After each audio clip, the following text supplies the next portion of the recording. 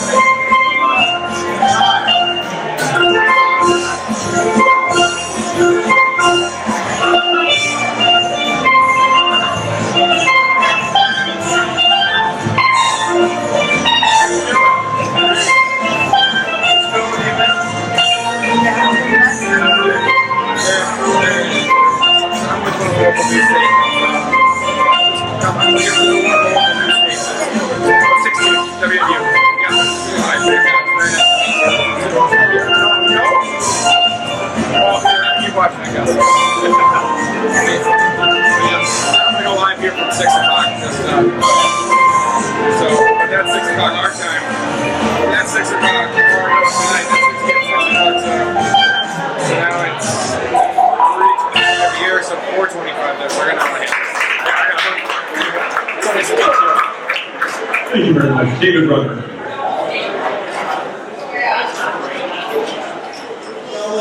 If you yell it out, they will know what it is. We don't want them to know what it is until just before we say go.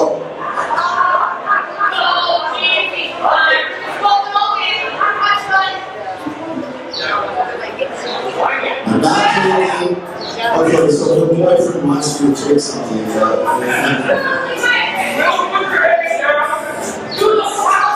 Right? You can keep looking. You're going to see what we come off with.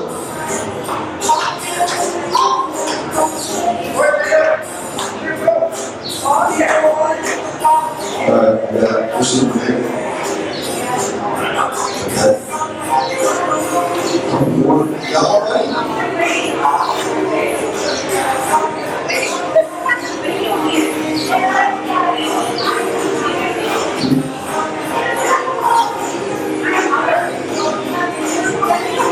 You want to stand up? I'm taking it easy, man. Let me have fun with it. Are you guys ready? We got 10 minutes on the clock, ladies and gentlemen. Once I tell you what it is, we're going to say go, and then clock to count down. What's your name, bud? Jacob. Smile, Jacob. This is a fun festival. There you go. What would you like to see? What would you like to see that card? A dog. A dog. A dog. That's easy. Dog!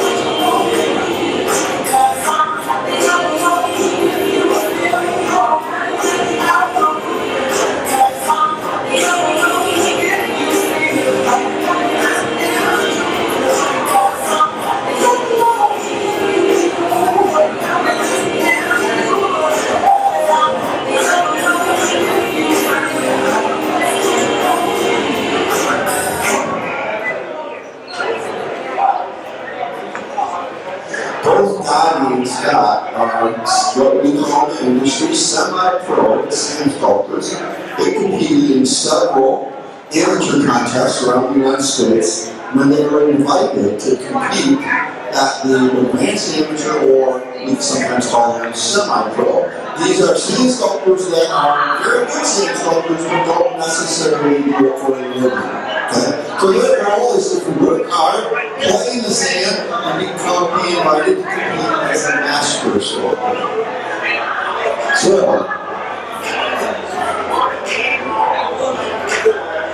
who won the last racing round?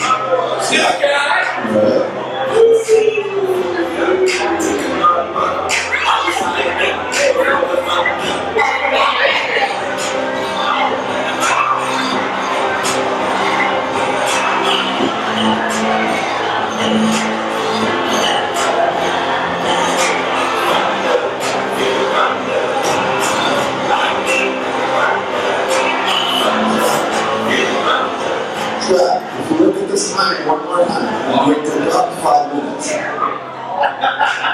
gotta make this story. Okay, well, yeah. 6 minutes, so there's 6 minutes.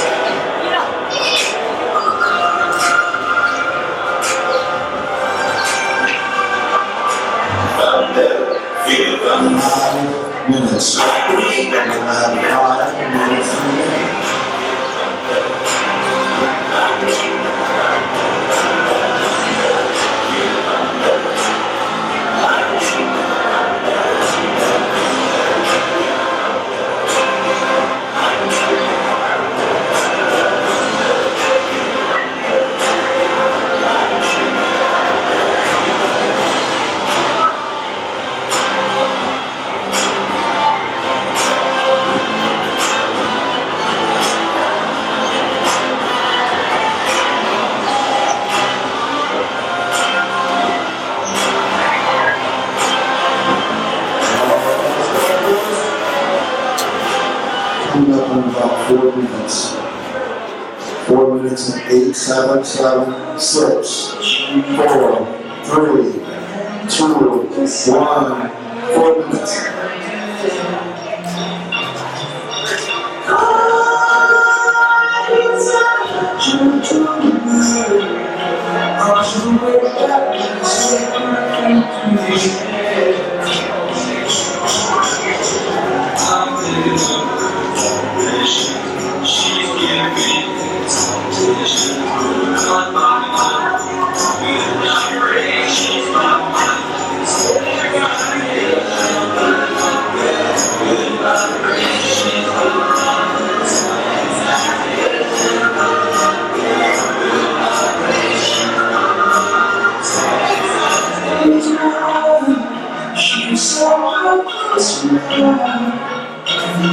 Softly smile, I know she must be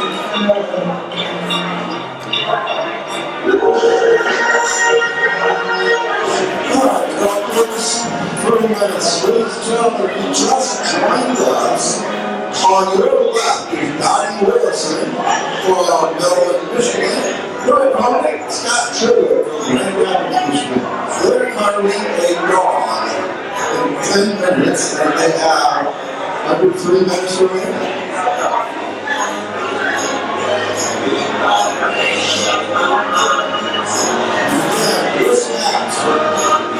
This match means absolutely nothing but a grudge match. We already had all of our sculptors are faced off against each other, moved on, through the beating each other, and we have a championship round tomorrow at 4 o'clock.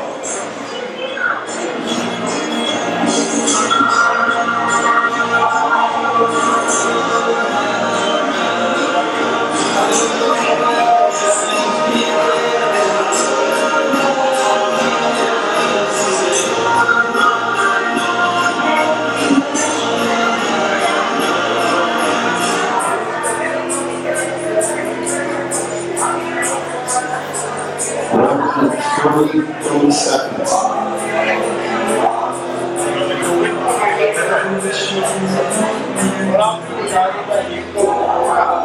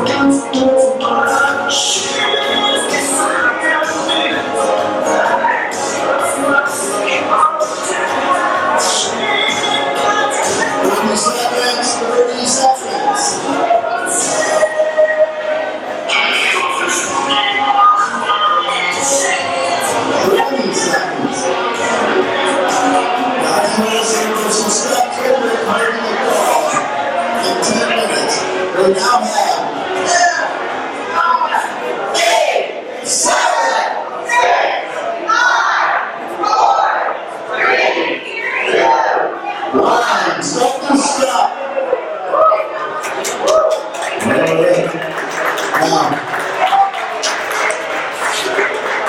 Now, ladies and gentlemen, ladies and gentlemen, you need to pay attention. Jacob, you're still not smiling. We did this just for you, buddy. There you go. That's it. Okay, so, folks, please pay attention now because you guys, by round of applause, are going to determine which one of these sculptors gets dragon rights for the next time they meet on the same stage, or which person's going down. Alright, got it. So anything you would like to tell the audience about your dog? This is Tracy, the dog that absolutely, for some odd reason, loves her owner. And even though he slightly misuses him or her, and she still loves him. It's annoying. So Scott is the owner. That's why she's holding the heart with a necklace, and she likes to play dress up as well, because so does Scott. Okay, good job. Now, we're going to go all the way around for Scott, and I'm sure, I'm almost positive Scott's going to want to say something about this one. So, the both goes with it. All right, Scott, is there anything you'd like to say about your sculpture? Tell the audience. Oh, yeah. So, this is my dog. His name is Brian. And he's a boy. Okay. Alright, guys, come up here, please. You guys need to tell me which one of these guys won the round, okay? If you think, by round of applause, first of all, these guys are not giving up any free time to be up here. They're off the clock. They're just screwing around, made me do this when I didn't want to. I'm totally kidding. Give it up for Dottie and Scott. I was going to have a nice direct match in front, right? But now it's up to you guys, okay? So please only yell, scream, clap, cheer for your favorite one, the one you think won this round, okay? If you think Dottie won this round, give it up for Dottie.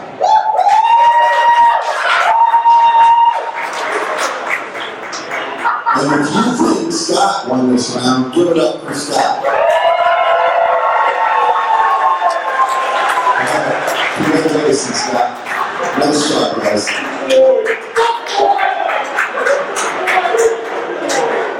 Folks, thank you. As a sand sculptor, we couldn't do what we do unless you guys come. So please tell your friends, come back tomorrow. Lots more shows tomorrow. And we finalize all the sculptures with the awards ceremony tomorrow. So, right now we're going to turn it over to Pete Sid, and they're a pretty awesome band, so stick around and listen to them.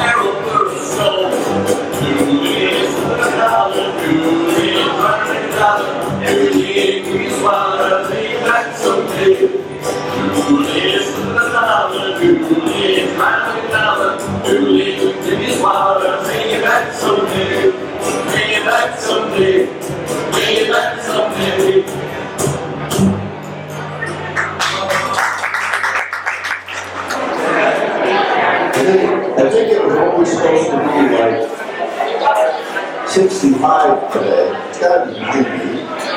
How you guys doing? Alright, if you're gonna talk, get out. I'm gonna do a demonstration now. Okay. Folks, my name's Bill Wright. I am a master level professional sand sculptor. My wife, Mary Ann, is same. She's also a master level professional sand sculptor. We own a company called the Sand Lovers. We're partners in Michigan City special events here in Greenwood and putting this event on. Okay? So, along with running around like a madman, operating the event, I'd like to take a little bit of my time every day, a couple times a day, and teach you guys about sand sculpting so that you can walk away and know more probably than you ever wanted to know. So, what do you guys think holds the sand together? Water. Peace and love. Water. Just water. That's all it is. To demonstrate that, I'm going to grab a handful of sand and water, and I'm going to make a little ball for you guys very quickly. I'm going to reach down here, grab some dry stuff, add it to the wall. And you see very quickly it's starting to shape like a ball and stay together. I'm going to work it a little bit more. Those of you that might be bakers out there, they have done this before with flour, but sand and water, that's all it is. See that? Sand and water. So if I go to the beach and I'm going to test the sand, to see if the sand's any good for sand sculpting, I'm going to make a ball like this. We actually, sand sculptors refer to it as the juggle test. So watch, if I juggle it like this and it stays together, that means I can sculpt it. A lot of sand in the Great Lakes won't do this. Okay, so we're very special here that we have the sand that will do this exact thing. So watch this. I'm going to take the tool and I'm going to cut this and put it into a nice little shape for you guys. See that? Stays right up all together. Sand and water. That's all it is. Okay? Now, how many of you think that we use glue in the sand sculpture? Anybody raise your hand? We do not use glue in the sand sculpture. Can you guys hear me in the back okay? Good? Okay. So, we do not, I want to repeat. Well, let me say this. My demonstration lasts about 30 minutes, and I know at one time can be bored. Some of you might doze off over here after having a couple of beers, and I'm okay with that. But for the next 2 minutes, I'm going to talk about how we use glue, and I'd really like you to pay attention so you know how we do that. We do not mix anything with the sand. What we do, when we're all done, so let's say we're working on a castle top. When I get done with the top of the castle, I'm going to mix that with water and Elmer's glue solution. Okay? So what the glue does is it's 1 part Elmer's glue, 20 parts water. We mix it in a big sprayer or a tub. Did you guys see the pump sprayers at the sculptors? That's got the glue solution in it. We call it windscreen. Anyway, we mix that on the sculpture, and it puts an eggshell pelt coating on it and allows it to stand for a couple days while we're here. So with that said, what do you guys think is the worst thing for a sand sculptor? Sand sculpture.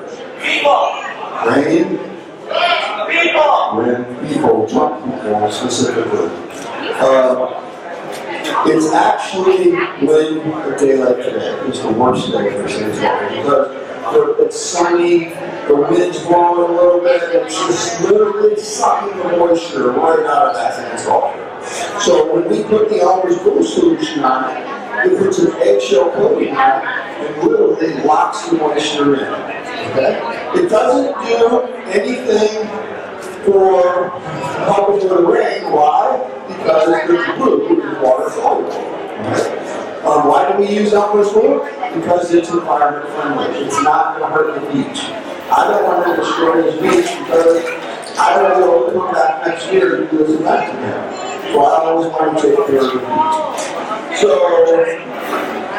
everybody understand how we use glue? You don't mix it? Okay. So let me tell you guys about the ways of packing the sand and how we pack the sand up. There's 3 methods. The method that the sand sculptors are using out here is mainly what we call soft pack. Okay? So they're going to take sand and they're going to push it up into a pile, wet it, push it up, and they're going to make sure all the sand is totally saturated with water.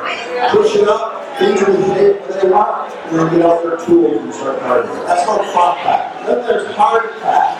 And that's some method of using some type of form. And I'm going to talk a little bit more about that in a second.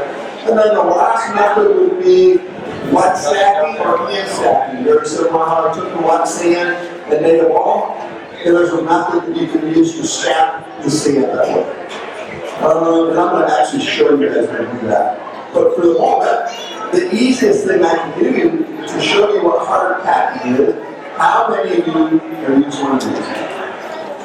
Oh, come on. Look, I know, I'm pretty sure every one of you have tried one of these and or tortured your kids with them. So how many of you have used one? Interactive now. Look.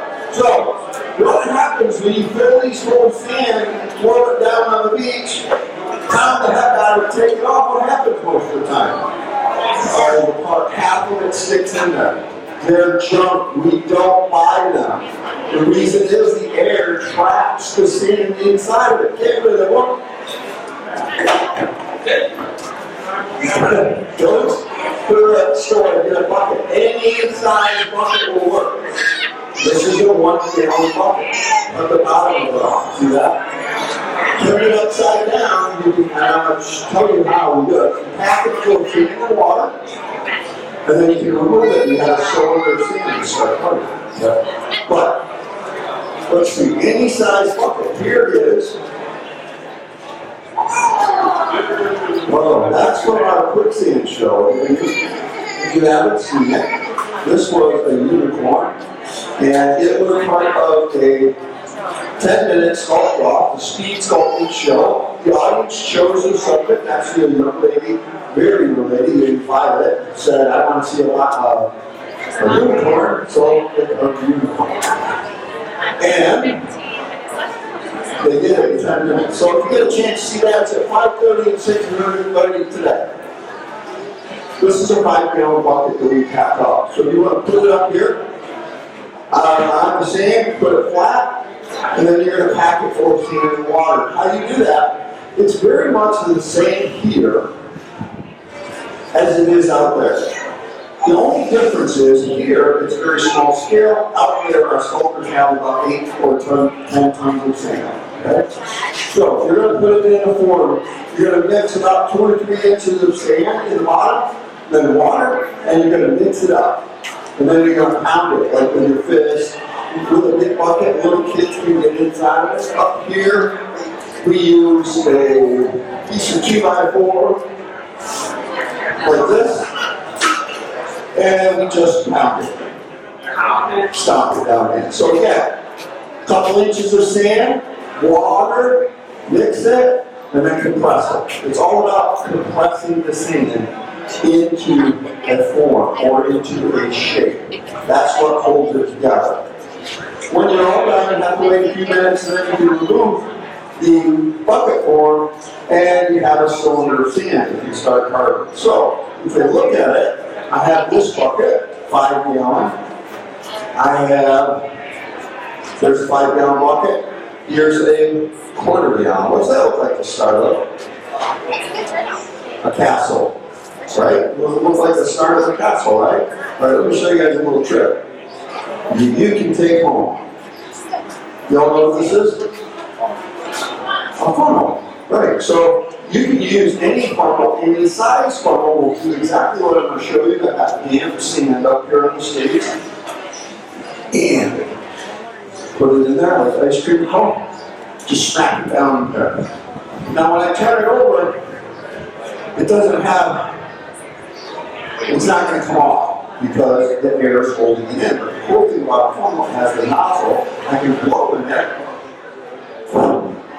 And I got a perfect castle top every single time. See, look at this. Goes right on the top of that.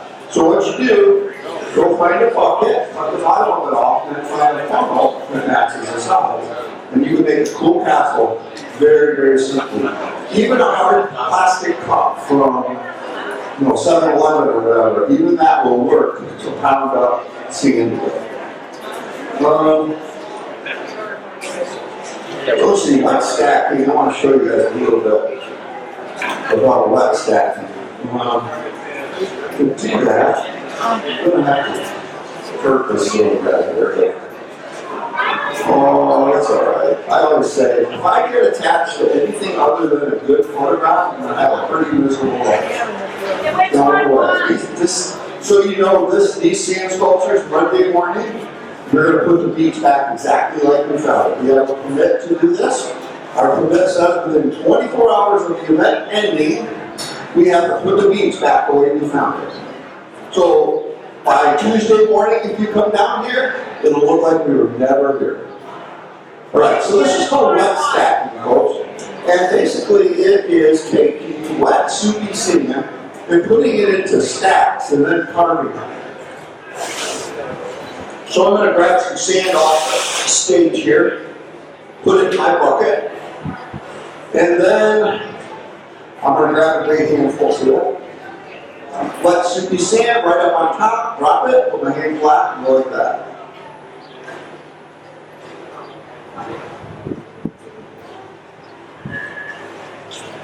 See that? Kind of looks like I'll spin it around a little bit so you guys can see it.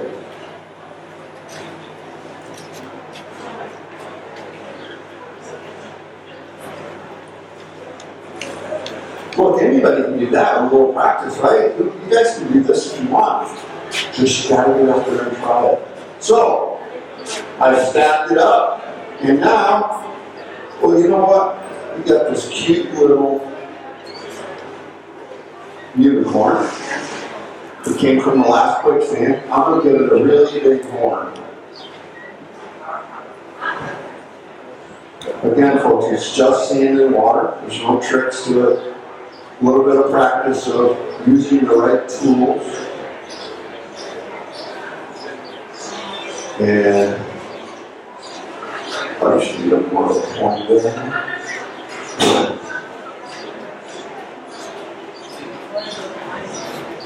There you go. Your horn now has a horn. So that's hand stacking. That's how that works. Now let me tell you guys a little bit about the tools that we use. Anybody know what this is that I was just using? Spatula. Paint frosting knife is where it came from. A paint palette knife, if there's any painters out there, will do basically the same thing. Here's the key though, is that we like to make them, here's another one, several of them, but here's another one that is the commonality here. It's offset from my hand, and I've cut both of the tips square. Because when you're sculpting sand, you really don't want the round tip. I want the square. Okay? So the other reason that they are offset from my hand like that is so that I can keep my hand away from the sand when I'm sculpting.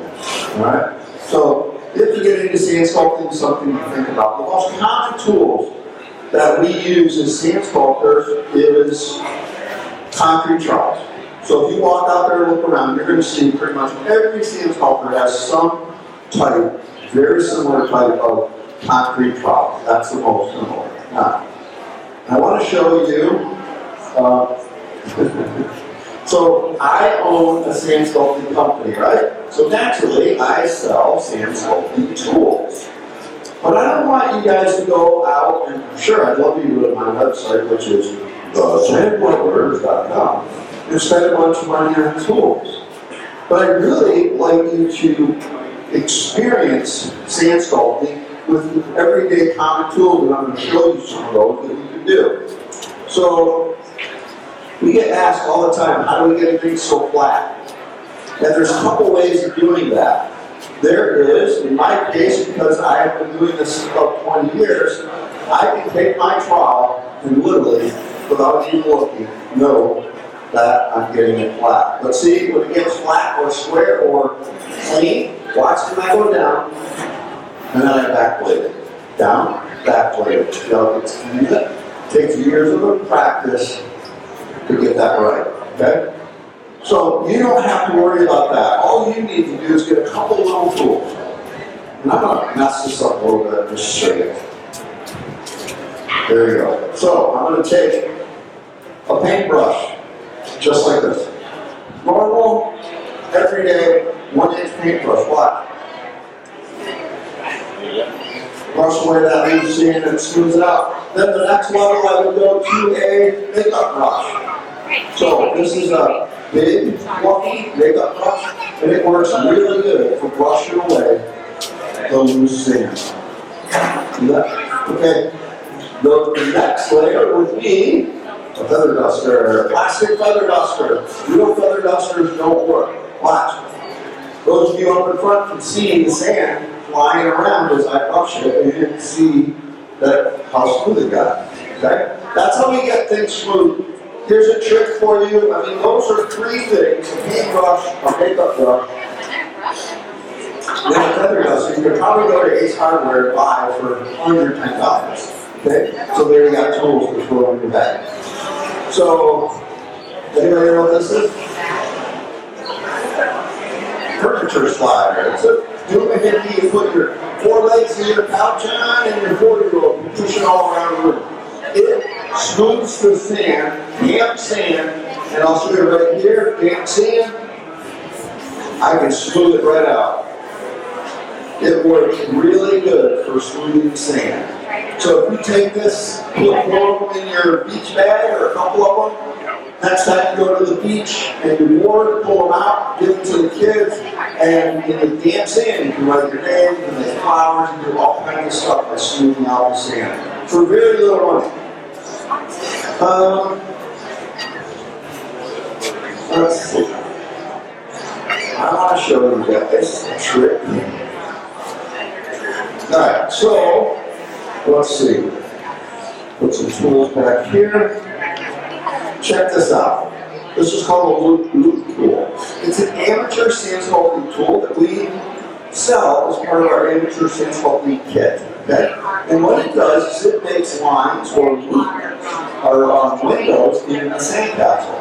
If you watch, I'll show you really quick. Watch this. 1, 2, 3, 4, 5, 6 windows. That quick. See that?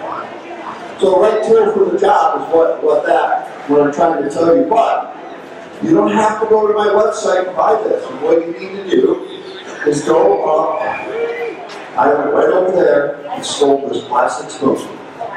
Okay? Watch. I'll show you. I'm going to take this, clean this up a little bit. There's not a lot of tools that you need to go out and spend money on. When I show you, you'll see. Window. Look at that. I just made 6 windows with a spoon. Okay? So, a spoon, a fork, a butter knife will all work in the sand without spending a ton of money. Okay? Here's another nice thing to learn about sand sculpting. You know how much more I can cut off this. Let's see. Well, we'll try that. So, when we do sand sculpting camps in Florida, you get the pitch where we meet just like a summer camp, and we teach them sand sculpting. The very first tool that we give them folks is a mechanical pencil. The reason is they already know how to hold it. I have to teach them how to hold the tool, how to cut with it. They already know how to do something with a pencil. So if I want to make some rocks or write my name on a sandcastle, watch, I'm going to make a bunch of rocks here. Rocks are no specific size, right? So I just make a whole bunch of rocks. You can actually do bricks, cobblestone, just whatever you can think of, write your name. So you see that? I'm going to move it around. You guys all see that? Look at it close, okay? Now I'm going to take my straw and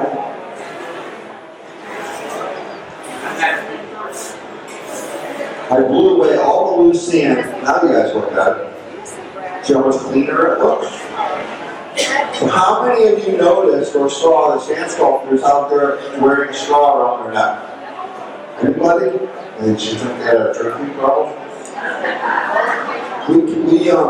Most sand sculptors, I would say a majority of sand sculptors wear a straw on a lanyard because we use it so much. In fact, we use it so much that I have it in my mouth all the time. And I'm cutting and I'm blowing. Well, because of that, I have a little piece of plastic tubing. I got sand in my mouth. You good? You guys are not even there. I got a little piece of plastic tubing here, folks, that I put up the end of the straw. Now, when the straw is in my mouth for any length of time, it's just soft plastic. It's not hard plastic. Okay? So, on your way to the beach, look in your glove box or your center pencil. Pretty sure you're going to have a pen or a pencil in it. When you get to before you get to the beach, stop and settle water. Get a big gulp. Drink it. Make sure there's a bathroom close by. But drink it. Cut the lid off, the bottom of it off. Turn it upside down on the beach, fill it full of sand as I showed you. Take it off, use your pencil to make bricks on it. Use the straw to clean it up and impress all of your friends for 99 cents. Alright, let's see. I pretty much covered all the tools. There's one tool, let's see. Oh, here. Okay. There's one more tool that I want to show you guys. As I told you,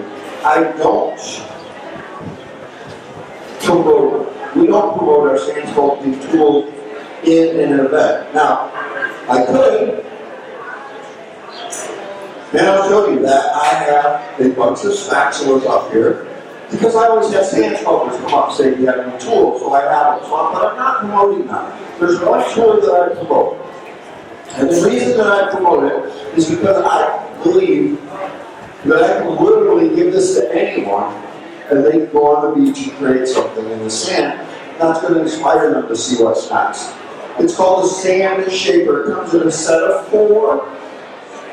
We imported them from the Netherlands. It was invented and is made by a fellow sand sculptor, Wilfred Stiegler.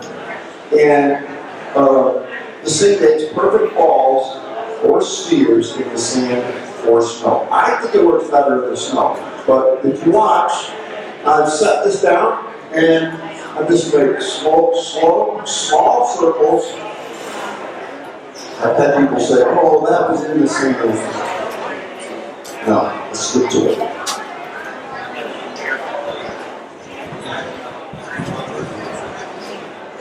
So I'm just making small circles, let the tool do the work. Come with a set of 4, and it will make, this is an 8-inch ball, and each set goes up a little bit, so you can make up to a 16-inch ball called the sand shaper. If you're interested after I'm done, come up here and let me know, and I'll let you play with it. And I have a couple sets of them here. So, with that, any questions? I know I covered a lot of information in a short amount of time. Yes, sir.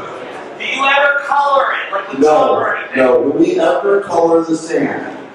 I'm going to take that back. Yes. We did a big job for Jeep and Jeep Beach in Daytona Beach, Florida. We've done it several times with them. And they came out with the new Jeep, the electric Jeep, and it has a specific blue color. And they wanted the X in 4XE done in color. So yes, we do sometimes color. We never do it on the beach. I've turned down big jobs of not doing it on the beach. The reason is, people see color on the beach, and then the kids are grabbing paint cans out of dad's garage and taking it to the beach. And there's actually a story, Boca Raton had to re-nourish part of the, take 2 feet of sand off of the beach and re-nourish it because people were doing that. So we try not to. Look at how beautiful these are with no color. It's all about shadows, shadowing, learning how to shadow. So, that's a good question. Any other question? Yes, sir? Or, yeah? Yes. I think what makes this sand better than other sand is the shape of hard sand particles. So the scientific of it is that sand is obviously aged. Sand on Fort Myers Beach, Siesta Key, the Gulf of New Mexico, is about 3 million years old. The Great Lakes is only 30,000 years old. So literally the sand gets pummeled over all those years, and when you go to Fort Myers Beach or Destin or whatever, the sand is finer. Okay? So here it's fine. It's really nice sand. It's just not gotten to the point of where it's really super fine where it's going to stick together and better. Any other questions? All right, seeing none.